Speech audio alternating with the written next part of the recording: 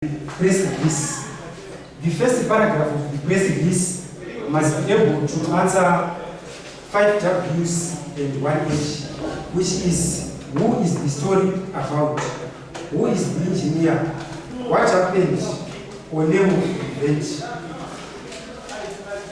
When there's full schedule of time, where is the geographic location, why is the purpose and objective, and how will those things be done. The layout of the press release, as you can see, this is the press release. Your press release must carry good marginal borderlines to the press release. And it must have a long address or name of the company on top. After that, they must be highlighted press release as you are seeing. And your press release must be written in paragraph form. And you must be very careful, and you are not supposed to indent the paragraphs. As well, a press release must be written on one face of the sheet. You are not supposed to write at the back of the sheet. When you have got information which exceeds more than a page, you are supposed to use extra page. At the end of the press release, you are supposed to have your details. As you can see this one, you have your details.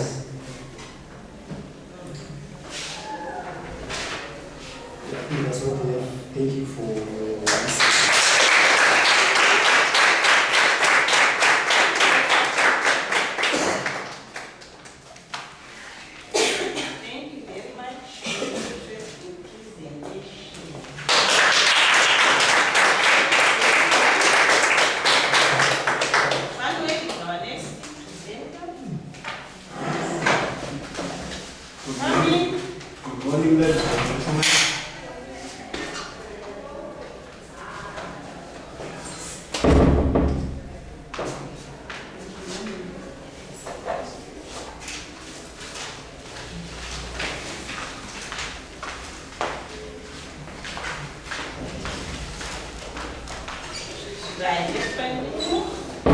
Morning, ladies and gentlemen, and my lecturer, Ms. Estue, who is with us. I'm presenting on oral communication.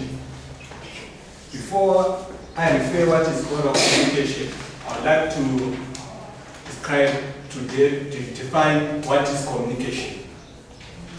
Communication is the exchange of information from one person to another.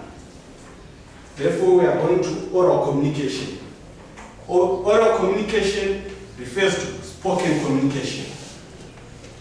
And oral communication is subdivided into two parts, which is speaking to one person or speaking to more than one person. There are advantages of oral communication. Oral communication, you can get timely feedback. The response is fast. The response is fast. Therefore, conversation, the receiver can respond to you fast. And then other one, it is the other advantages of oral communication. And it is suitable for agents. For agent information, agent messages. For example, funerals. You can't write a letter to someone that there's a funeral. While still they will wait for you. The response will come late. You have no proof that the information is reached to the receiver or the information you have no proof that the information is reached to the receiver. And then it is also suitable. It is also suitable for personal messages and private due to hidden evidence. And then you can see also by non-verbal communication that if the person is lying, if you are talking face-to-face conversation, you can see by non-verbal communication. You can see the eyes or the action that he's doing, that is he serious or is joking? And then the disadvantages of oral communication. Information can be biased. Information can be biased. Therefore, if the information is biased, you don't have proof, you don't have written records, you don't have evidence. So, oral communication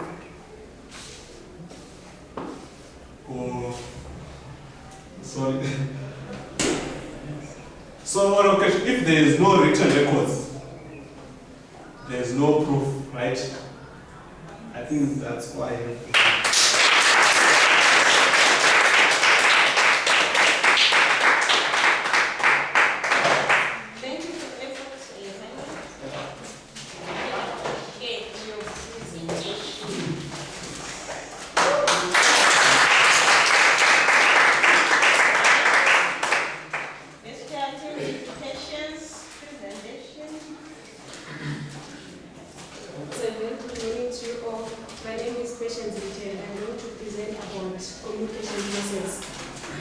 I'll start by defining what communication is.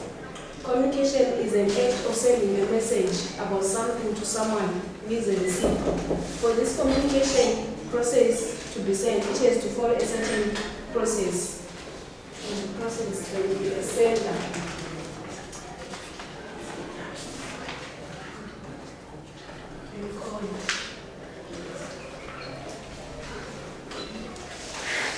Receiver.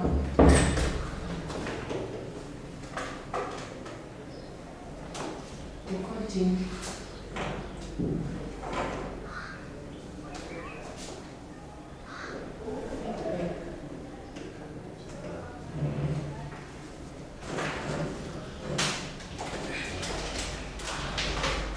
And the sender is the one, is the source of the message, the one that thinks about an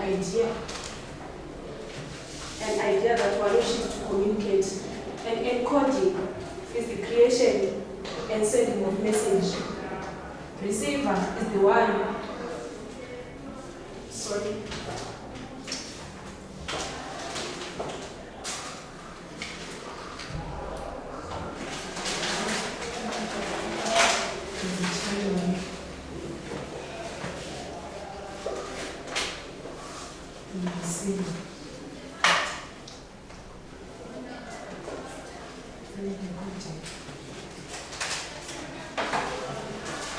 Sender is the one, is the source of the message, the one who creates the message. And encoding is the creation of the message. Channel is the route or the way that the message takes from the receiver to the sender. And decoding involves translating and interpretation of the message so that it makes sense. Feedback is the response to the original message, which follows the process of decoding the message. As part of the process of giving feedback, the receiver becomes the sender, and the sender becomes the receiver.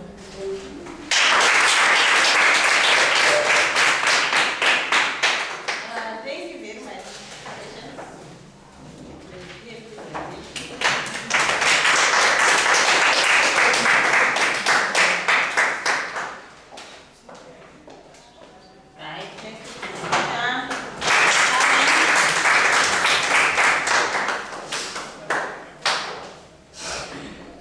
To you all. My name is Tasa, and I'll be presenting on barriers to effective communication. I have created short handouts, you share boards. While I do my presentation, we'll look onto those. Firstly, before I talk about barriers to effective communication is whereby there is an exchange of information from the sender to the receiver.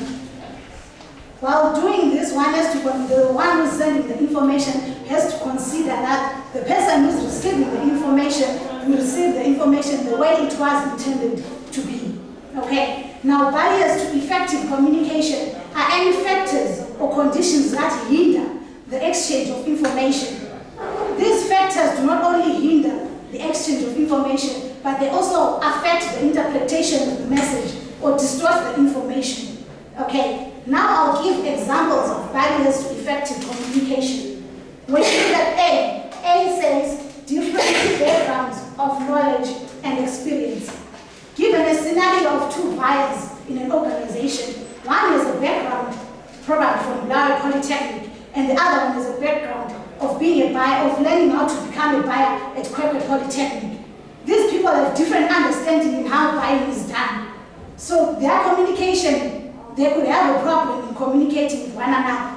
So to clarify this problem, ideas have to be clarified and set out. The one who's sending the message has to clearly set out what they are saying to the one they are sending the message to. And B says language differences and use of jargon. Language differences, given the situation of Zimbabwe, we have Ndebele and Shona as the common languages. So if I want to communicate to a Ndebele speaker and I'm a Shona one, I have to make sure that the other person is going to understand. So to solve this problem, a language that is understood by both parties has to be used. A language like English, because in Zimbabwe we know English is the language that is used when presenting yourself. Okay, and the use of jargon, I'll give an example of someone in the commerce division and someone in the electrical division. These two want to communicate on the terms of their professionalism.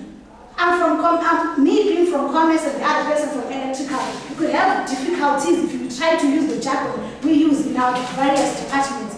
So the only way to remove this problem of the use of jargon, one has to use simple language, straightforward English without using any jargon, any difficult words and technical terms. The last, which is C, status differences. I'll give an example of the principal. The principal is the head of this organization. If the principal sends a message to a lecturer or a student, the message is received with immediate urgency because it's coming from the top management. Unlike if a student sends a letter to the principal, this letter could take time, 2 weeks or so for the principal to read, because there are status differences. The other one is on top of the other. The only way you can solve this problem of status differences is by being a good listener. Not only seeking to be understood, but also to understand what the other person has to say. On that note, I'll give a personal advice when sending a message.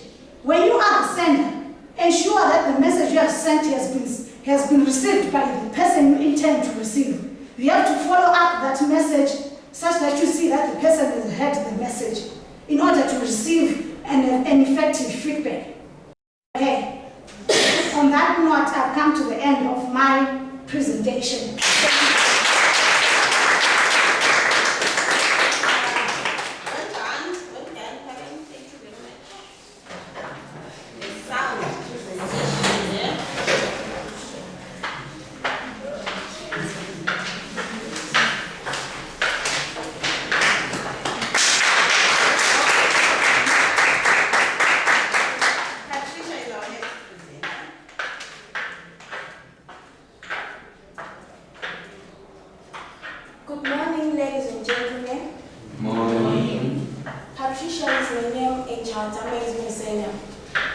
The lady in front of you is going to be presenting to you on the topic communication process.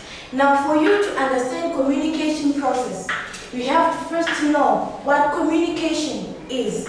Now, communication is the interaction between two or more people, where one is the sender and the other one is the receiver, who decodes the message and becomes the sender, whilst the original sender becomes the receiver. Now, for you to understand quickly and easily, I'll illustrate with an aid of a diagram. Lucky me, it is already drawn. So here, we first have the sender. Now, the sender is the source of the message. He or she is the one who actually thinks of an idea on which message to send. He or she also chooses the type of a message and the channel. Now, Morning to you, ladies and gentlemen, and my respected lecturer, Mrs. Estudent. I'm going to present on communication networks. Firstly, I would like to define what communication network is.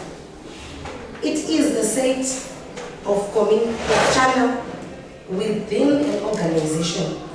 These communication networks, an organization can design it or can choose what type of network the organization wants to use in organization. What I understand about networks, there are only two classes of networks that are centralized network and decentralized network. First of all, I would like to explain about centralized network. Centralized network, the people in the organization, as I said before, that it is used within an organization.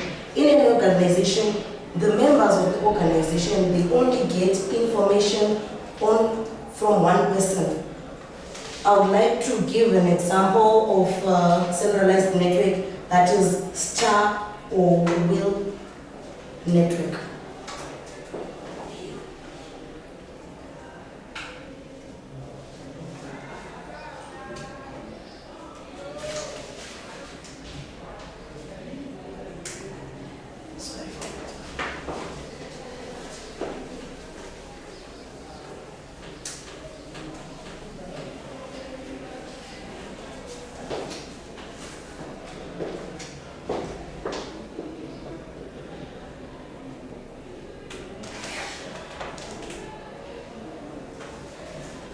Star network. It will be like this. A will be the source of information where every member of the organization will get the information. So, for example, the organization might be having 5 members. That is B, C, D, E, and F. As you can all see that B can only get information from A, and C from A, and D from A, E from A, F from A. What I understand by this type of network, there is less of wrong information that can be passed to other members. And this will reduce mistakes in an organization, and it also reduces grapevine in an organization. There is also another example on centralized network, that is a Y network.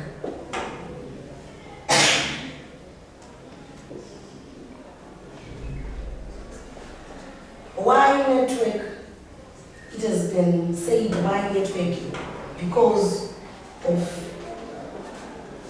the structure of the network. In this Y network, C will be the source of information. B will get information from C.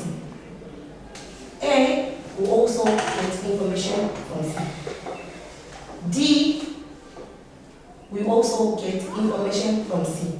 But on this Y network, only E will get information from D. E cannot get information from C. But on this network, it also reduces grapevine. And it also reduces mistakes in an organization. As I say, they are classified, there are 2 classes of communication networks.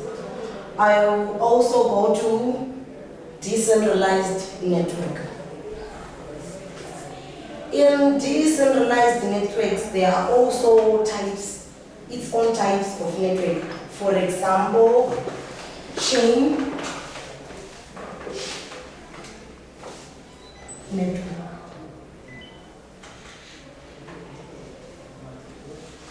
On this network, I believe that everyone will understand this since it is the way we are all seated. For example, on this one, A is the source of information, but A can only tell B, and B will pass information to C. C will pass the information to D, and the information will be going like that. For example, as I said, the way we are seated, I can only tell Irene the information, and Irene will tell Karen, and until the information goes to the last person that is witness. Even this side, I'll also tell Laften, and the information will be passed. But Tali will not get information from Laften. But there are also disadvantages and advantages of chain network. The advantages of chain network, it reduces labor forking. But it also has disadvantages. That maybe I can tell Irene the correct information, but by the time the information goes to witness, it will be already wrong, and it increases. I thank you all.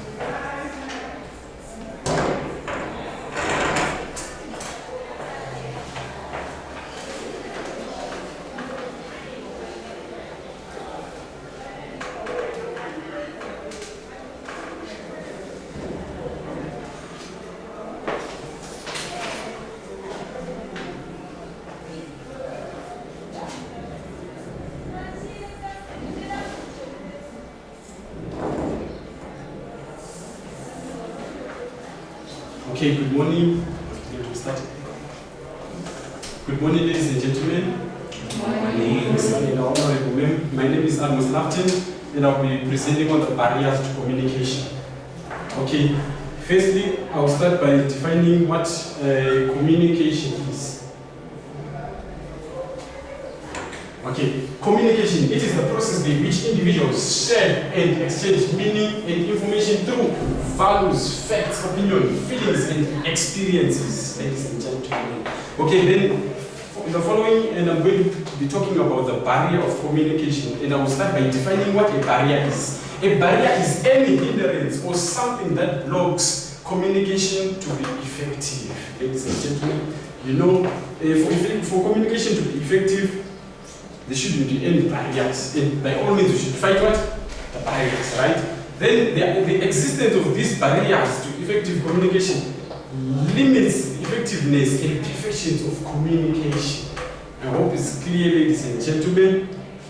Then the barriers are summarized as the following. We've got what we call the physiological barriers, which are also called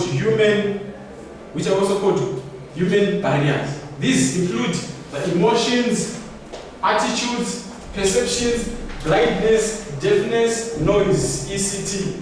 Like if there is noise, like right now we're trying to do a presentation, right? If there's some noise outside there, you cannot easily understand what I'm trying to say. Therefore, that would be a big barrier. Okay, going on to our next barrier, which is difficult